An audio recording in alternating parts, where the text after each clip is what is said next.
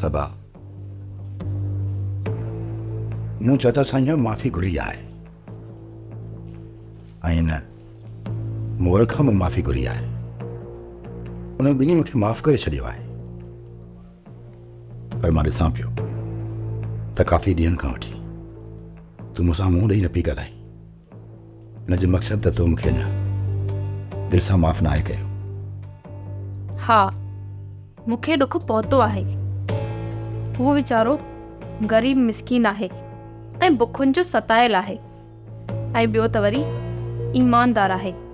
इन करे मां हुनजो अहसासु कंदी आहियां। पर जेका ॻाल्हि तोखे नथी वणी,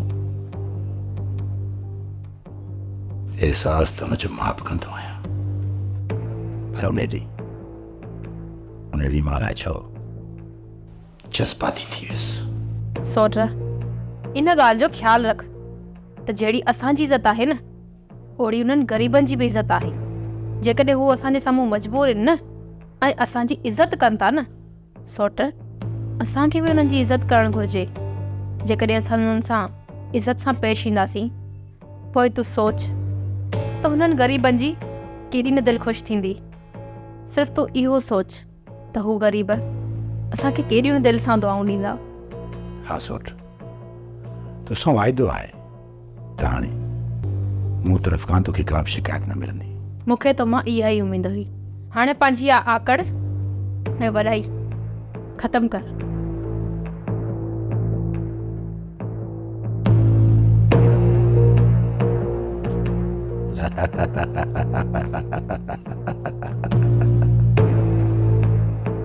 इहो त वक़्तु ॿुधाईंदो त कंहिंजी आकड़ ख़तमु थी थिए। मां उहा ॿिए मोही भला आहियां जो हिकिड़े पासे चिथींदी न त ॿिए पासे चक हणंदुसि।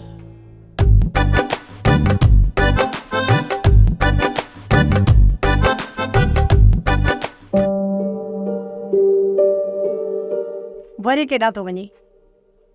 बनी जे चकर ते थो वञा। कहिड़ा फसल बीठा आहिनि जो उन्हनि खे ॾिसण लाइ वञी पियो चकर थो ॾी। जॾहिं ज़मीन अनु पाईंदी आहे त पोइ सॼो ॾींहुं उते हूंदा आहियूं। छा सम्झंदी प्यासी धरती त असांजा वारस मुंहुं मोड़े विया। सोप सीरियल मोहब्बतुनि जो माग तमाम एपिसोड्स ॾिसो हाणे HD क्वालिटीअ में। विज़िट करियो असांजो YouTube channel Sindh TV HD drama. Subscribe कयो असांजो official YouTube channel Sindh TV HD drama ऐं वधीक अपडेट लाइ बेल आइकन खे क्लिक करियो।